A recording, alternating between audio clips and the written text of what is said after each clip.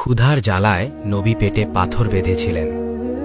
মদিনার আকাশ ভারী, সময়টা খন্দকের যুদ্ধ, চারদিক শত্রুতে ঘেরা, খাবার নেই, পানি কম, আর সাহাবীদের চোখে ক্লান্তি ও ক্ষুধার ছাপ।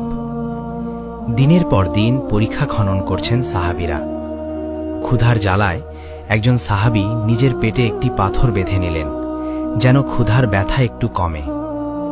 হঠাৎ তারা দেখলেন তাদের প্রিয় নবী হযরত মুহাম্মদ সাল্লাল্লাহু আলাইহি ওয়াসাল্লাম নিজেও পরীক্ষা খনন করছেন। মাটি কাটছেন, ঘাম ঝরছে, অথচ মুখে ধৈর্য ও তাওয়াক্কুল। এক সাহাবী কাঁদতে কাঁদতে বললেন, ইয়া রাসূলাল্লাহ, আমরা ক্ষুধার কষ্টে পেটে একটি পাথর বেঁধেছি। নবীজি ধীরে নিজের কাপড় ওঠালেন। সাহাবীরা স্তব্ধ।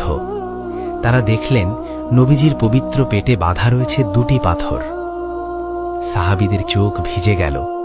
যিনি সমগ্র উম্মতের নেতা, দোজাহানের শ্রেষ্ঠ মানুষ, তিনি নিজে ক্ষুধার কষ্ট সহ্য করছেন, তবুও উম্মতের জন্য দোয়া করছেন।